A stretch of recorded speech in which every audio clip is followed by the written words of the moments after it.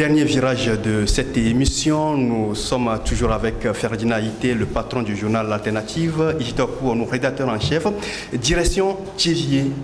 Isidore, il y a quelques semaines, on parlait d'un projet de construction d'un cimetière et finalement, aujourd'hui, c'est le calvaire total dans cette ville. On parle de manque d'eau.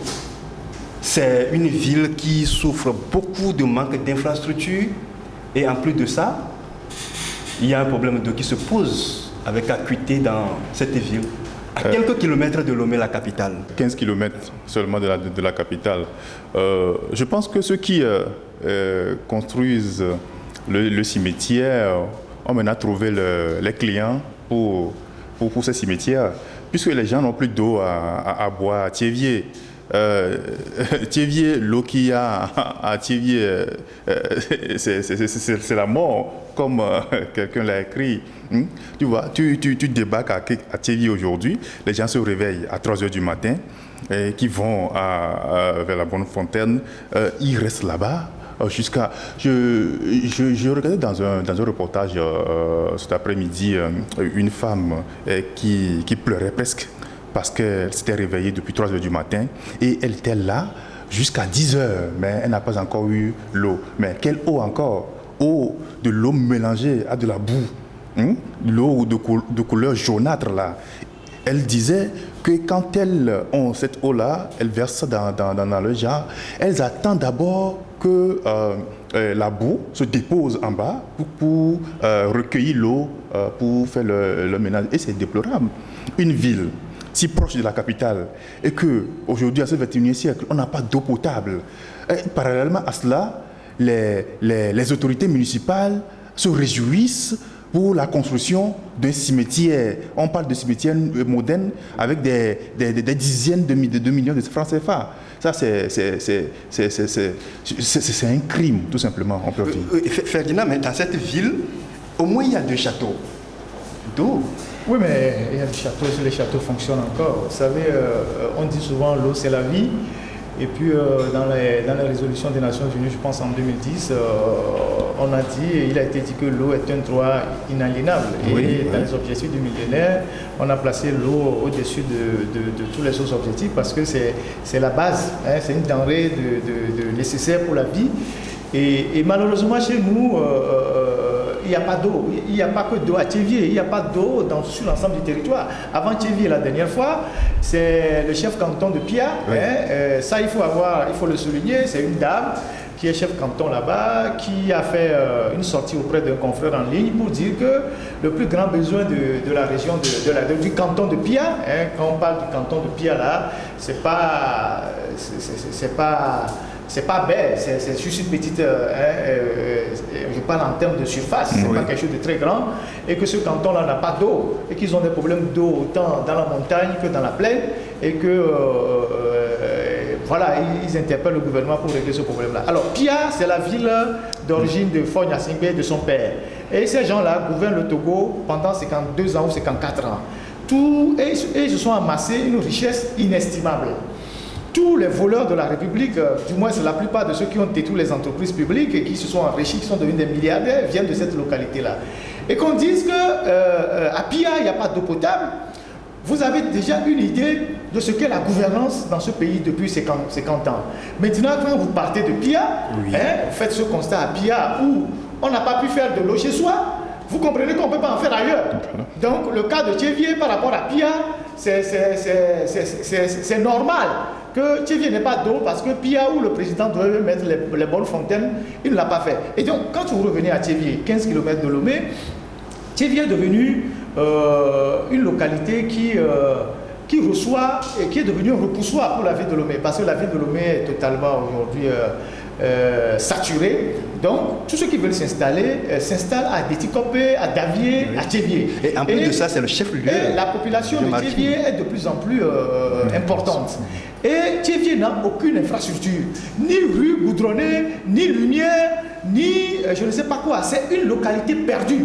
Quand vous allez par exemple à Cotonou ou à Accra, vous voyez les deux dernières villes que vous voyez avant de rentrer dans la capitale, que ce soit Luida ou Tema, vous voyez que ces villes-là ont été développées, surtout Tema, à la hauteur du développement qu'il y a à Accra. C'est-à-dire qu'on a fait tout pour installer le trop-plein qui doit rester à Accra, à Tema, de sorte que les gens restent à Tema et vont travailler à Accra. Chez nous, Tchévié, le chef-lieu de la région maritime, il n'y a qu'une seule route qui traverse la ville, celle qui va au nord et celle qui va un peu vers Tablibo.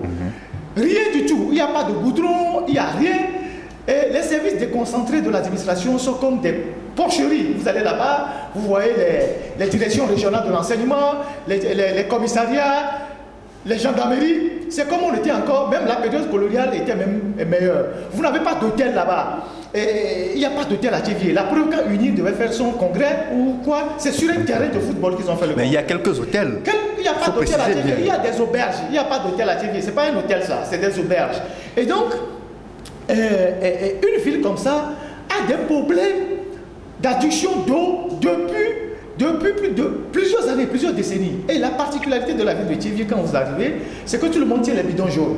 Vous voyez des gens qui tirent les charrettes avec les bidons jaunes, vous voyez les gens, les motocyclistes avec les bidons jaunes, les gens qui ont des vélos avec les bidons jaunes, les populations qui sont avec les bidons jaunes. Ils vont à la recherche de l'eau.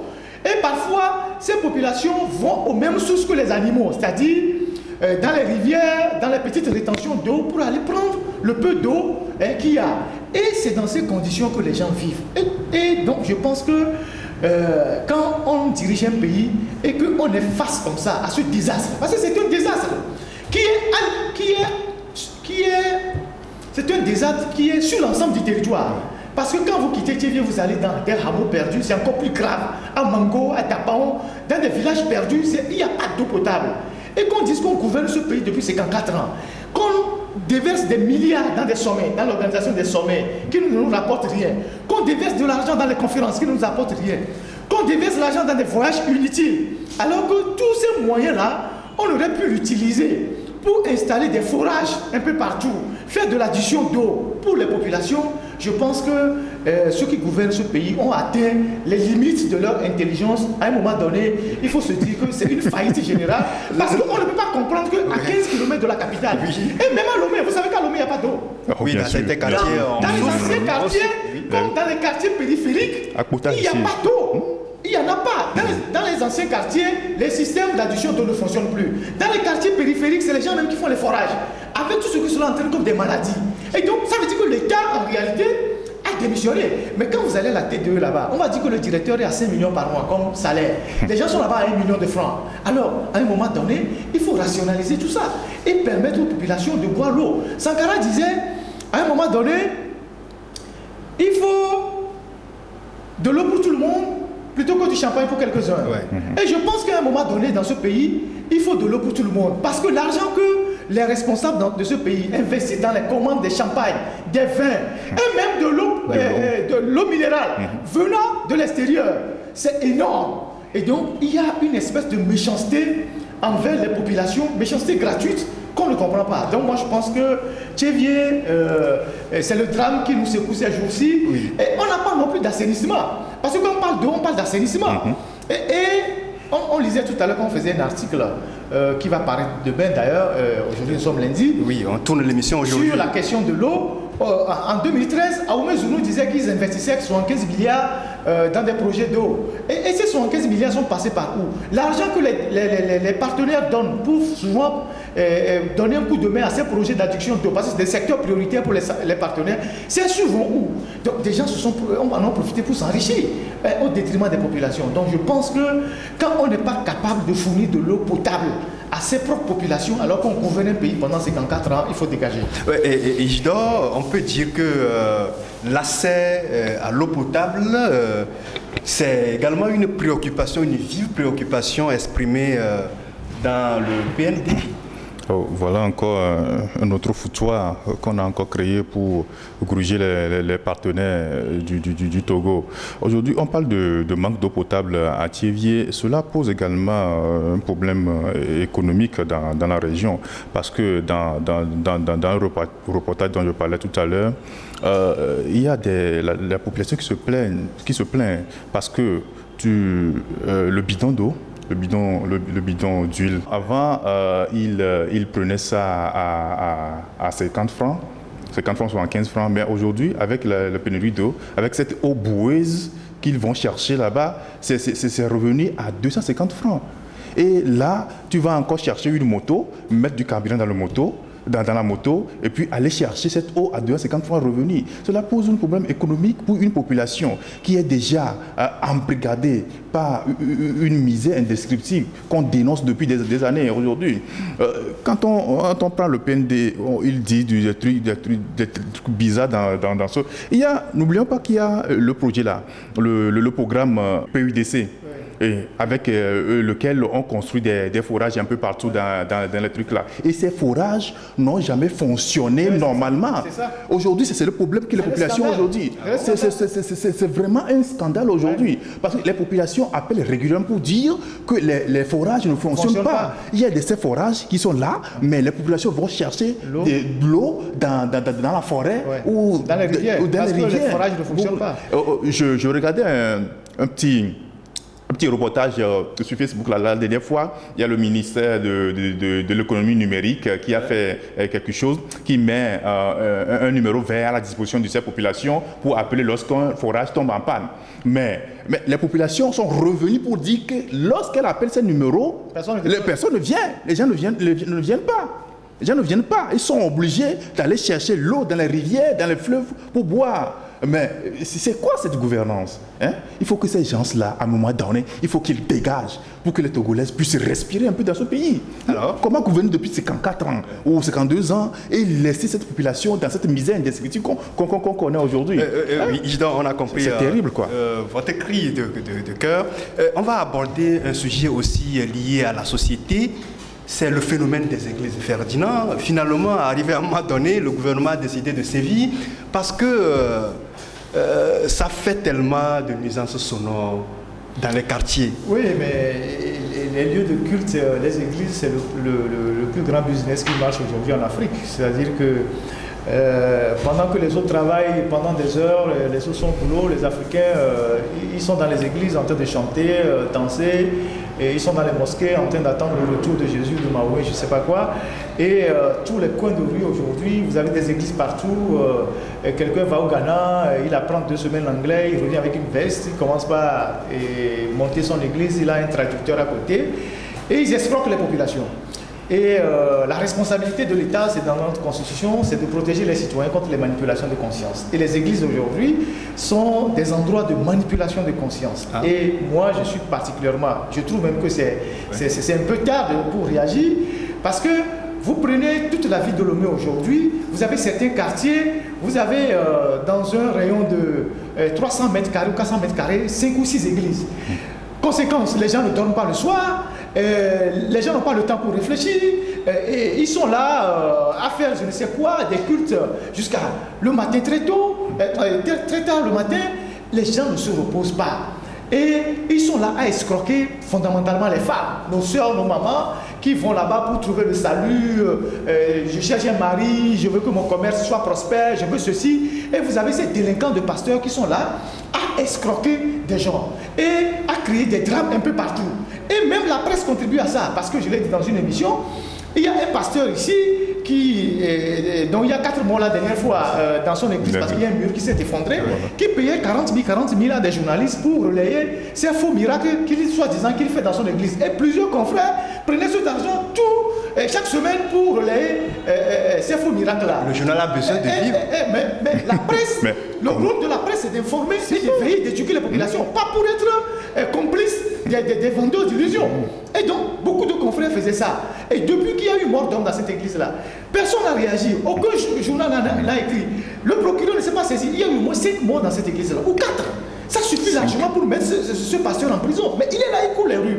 Et donc, que ce soit les églises, les mosquées, il faut réglementer tout ça. Il faut que nos frères et sœurs aillent travailler. C'est vrai qu'il y a de bons pasteurs, mais il y en a plus qui sont des escrocs. Et moi, je pense que quand vous allez dans les pays comme le Qatar, vous allez dans les pays comme Dubaï, ces pays-là, ces gens-là construisent leur ville.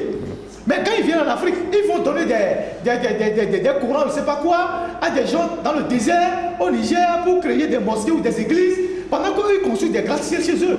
Il faut que le débat se pose en Afrique et qu'on parle de la place de ces églises-là dans nos pays et qu'on sache qu'est-ce qu'il faut en faire. Parce que sinon, à la rue où vont les choses, toutes ces églises qui poussent dans des quartiers comme des champignons, c'est dans ces églises-là que les pasteurs travaillent même sur les consciences des populations, en leur disant oui, les dirigeants qui sont là, c'est des gens qui sont choisis par Dieu. Et vous savez que les barons créent des églises aussi. Il y a plusieurs barons. Vous savez qu'il y a des ministres au gouvernement qui sont des pasteurs, qui ont créé plein d'églises. Adeti en a plein. Et puis Sakbeto, le ministre de la Justice, il a des églises. Et Madame Igué Olatokumbo a créé des églises plein ici. L'ancien ministre Kofi Sawa. Kofi Sawa crée des églises. Mais à l'université, il y a des professeurs d'université qui créent des églises. Oui, les professeurs d'université qui créent des églises. Au lieu de faire des recherches pour faire avancer la société, ils créent des églises. Donc je pense qu'on a besoin d'un pouvoir assez fort pour réglementer la société. Kagame disait j'ai fermé 6 000 églises pour développer mon pays. Et je pense qu'il faut fermer des églises dans ce pays qui sont en train de faire de la manipulation de conscience, d'escroquer les populations pour mettre ces populations-là au travail.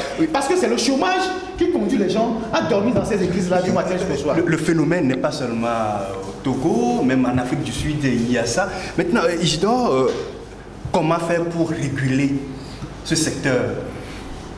Moi, je dis que ce sont le pouvoir, quel tous régime? Les moyens pour le faire. Ce sont les autorités togolaises, c'est le pouvoir même qui ouvre les portes à ces églises-là. Ouais. Mais quand on va bloquer un stade de football pour empêcher l'équipe nationale de faire entraînement, alors que l'équipe a un match international pour une campagne de vente. Comment? C'est pour les églises, mais c'est pour le... Et 3 jours après, on a gagné l'équipe nationale, ou bien c'est match nul, on a fait. Il n'y a pas de rapport. Non mais écoutez, ils sont à la base de ce problème de société aujourd'hui. Quand tu vois des pasteurs, des hommes d'église, moi j'en connais, des prophètes, moi j'en connais, son église au château, au niveau de Château Bay ici. Ce pasteur, samedi soir, on le retrouve dans les boîtes de nuit. Le dimanche après-midi, après les cotisations, il appelle son staff, il prépare Djenkoumé et puis il mange avec l'argent des fidèles. Tout ça là, c'est quoi en fait? Moi je me demande, est-ce que ceux qui vont dans ces églises, est-ce qu'ils sont au courant? Est-ce qu'ils voient ce que ces hommes, dit-on, hommes d'église, est-ce qu'ils voient ce qu'ils font, la vie qu'ils mènent avant d'aller à ces églises? Bon, c'est un problème de société aujourd'hui. On peut saluer l'action que mène aujourd'hui la police de l'église, mais il faut aller au-delà de cela. Il faut fermer plus d'églises aujourd'hui au Togo pour pouvoir permettre aux jeunes, aux gens de pouvoir travailler. Moi, j'ai fréquenté avec des gens aujourd'hui, ils ont refusé d'avancer dans leurs études. Aujourd'hui, ils ont créé des églises un peu partout. Aujourd'hui, ils sont dans des... Ils sont de l'argent plus que moi. Ils sont dans des voitures. Moi, aujourd'hui, je n'ai même pas de moto. Eux, ils sont dans des voitures. C'est quoi ça? Dieu le fera, vous allez avoir une voiture après. Mais est-ce qu'on n'est pas en train de faire... À part les églises, les lieux de culte, les mosquées, tout ça, il y a aussi des bars qui font du bruit. Oui, on va en parler dans quelques minutes. Oui, mais quand même, je pose d'abord cette question. Est-ce qu'on n'est pas en train de faire une unification sur ces églises? Parce que quand on parle des conventions, des campagnes d'évangélisation, ce n'est pas seulement ces églises-là qui font des bruits. Il y a toutes les églises, même l'église catholique aussi. Non, moi je ne pense pas que c'est une fixation sur les églises. Si les gens se plaignent qu'il y a des églises qui font du désordre dans un quartier, il y a des gens qui implantent des églises qui ne sont pas autorisées, il faut les fermer. La loi, c'est la loi. Ce n'est pas une fixation sur les églises. Je ne sais pas si vous comprenez, ce n'est pas une fixation. Maintenant, il faut aller au-delà des lieux de culte. Quand on parle, pour le moment, c'est parce qu'on a fermé quelques églises qu'on en parle. Il y a des mosquées aussi qui poussent dans les quartiers comme des champignons. Il faut essayer de réglementer tout ça.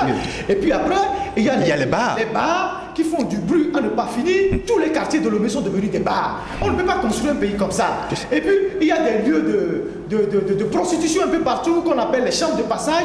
Les gens qui ont foulé de l'argent, ils ne savent pas quoi faire. Ils ont construit des villas. Il n'y a personne qui habite dedans. Ils ont transformé tous ces villas en des chambres de passage. Et la prostitution au Togo prend des formes, prend des allures très inquiétantes. Et donc, un État il faut quand même de la rigueur. Il faut des normes dans une ville. On ne peut pas permettre que l'ensemble de la ville de Lomé devienne un bar sans fin et qu'il y ait des chambres de passage, des lieux de prostitution partout. Est-ce que vous serez très fier ou vous serez tranquille si votre fille quitte la maison, sachant qu'un homme peut la détourner, la mener dans une chambre de passage, coucher avec elle pour de l'argent ou lui transmettre une maladie? Parce que ça menace la vie de tous nos enfants et de nous-mêmes. Et même les femmes sont obligées parfois de jouer à l'infidèle pour aller dans ces lieux ces chambres closes-là. Donc je pense que on ne peut pas dire qu'on va bannir tout ça un jour. On ne peut pas dire que dans un pays, il n'y aura pas de chambre close.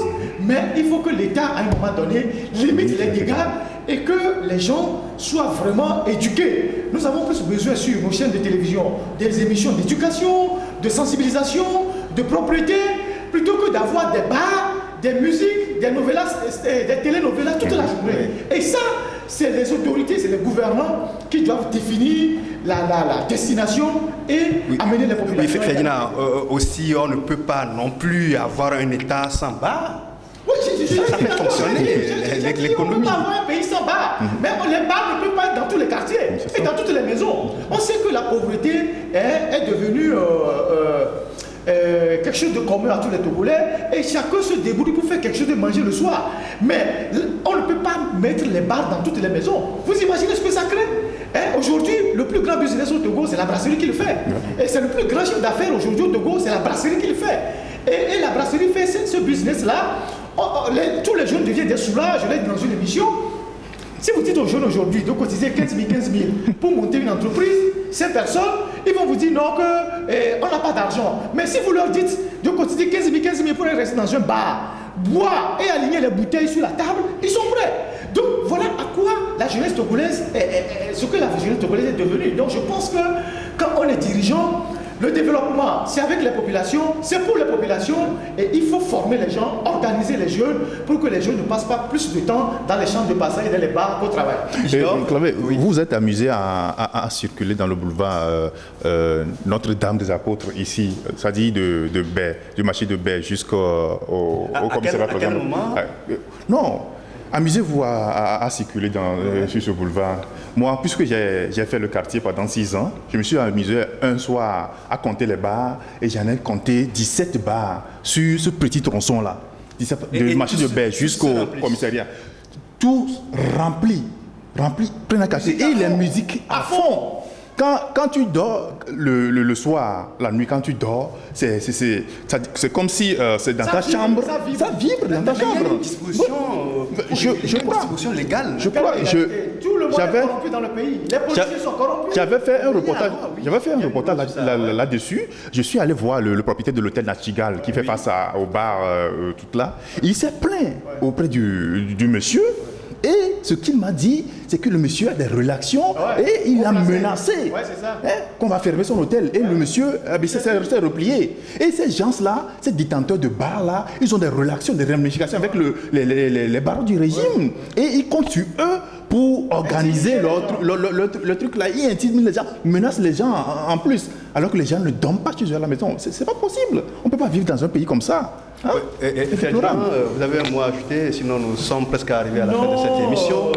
Je pense qu'on a essayé de parcourir tous les sujets. Le mot de fin, c'est beaucoup plus sur les questions politiques. Il faut que les Togolais essayent d'analyser avec moins de passion le problème togolais, qui est un problème assez complexe, et essayer de voir par quels moyens et quelles stratégies on pourra s'en sortir. Les incantations sur Facebook, ça reste sur Facebook.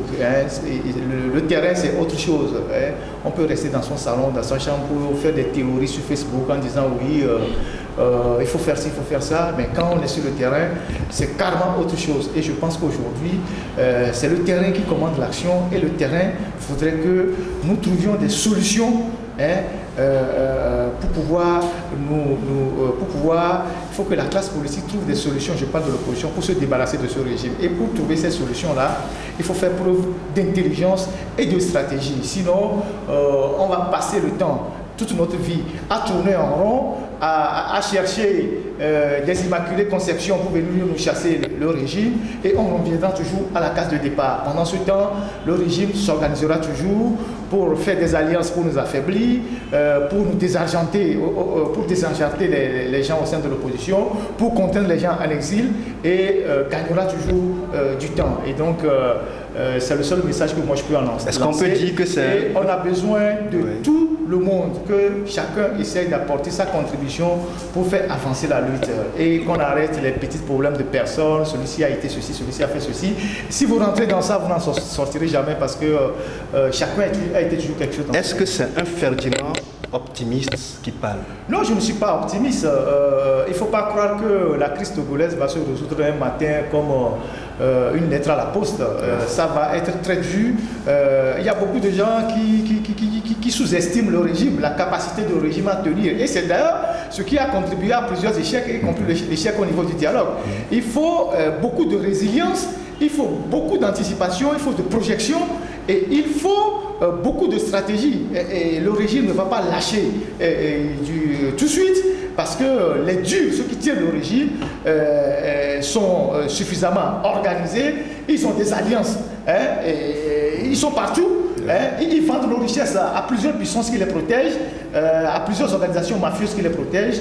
Et je pense que quand on fait face à un pouvoir séquentenaire qui a 50 ans de relations, 50 ans de trésors de guerre, 50 ans de capacité de corruption, il faut faire attention, il faut chercher la meilleure méthode pour s'en débarrasser.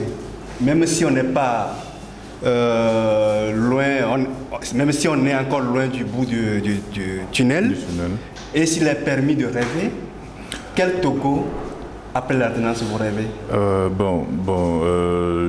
Pour mon dernier mot, je ne veux pas revenir sur le sujet politique. Ferdinand a brossé la situation.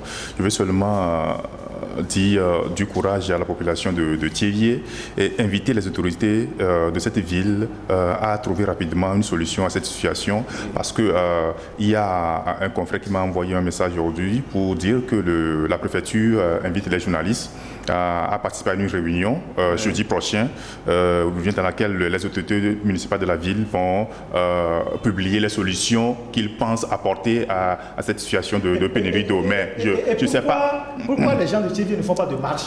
Vous n'avez pas d'eau. Voilà. Vous faites des marches pour dire que mais vous réclamez de l'eau. Ils ne le font pas. Et c'est pour faire des trucs pour unir, ils vont le faire. Maintenant, ils n'ont pas d'eau. Et ils ne descendent pas dans la rue pour dire que oui, on n'a pas d'eau, il faut nous trouver de l'eau. Dans tous les pays organisés, dans tous les pays au monde, quand vous n'avez pas de ces besoins élémentaires, les gens prennent la rue. Par exemple, le Soudan, du pain pour tout le monde. Voilà, le pain. Le Togo a opté pour des actions pacifiques. Action pacifique. Dans tous les cas, on va voir quelle solution la préfecture va proposer pour résoudre cela. Ferdinand a dit tout à l'heure, depuis 2013, on a injecté 75 milliards dans un truc là. C'est possible sans l'alternance avec le même C'est pas régime? possible. Ce n'est pas possible. Ouais. Merci Isidore, merci Ferdinand. Nous sommes arrivés à la fin de cette émission.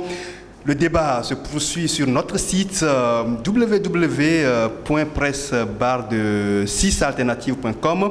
Vous pouvez nous écrire à l'adresse suivante journalalternative82@gmail.com. Je rappelle journalalternative82@gmail.com. Merci de nous avoir suivis. On se retrouve la semaine prochaine pour un autre numéro de votre émission L'autre journal. Jusque-là, portez-vous bien et à très bientôt.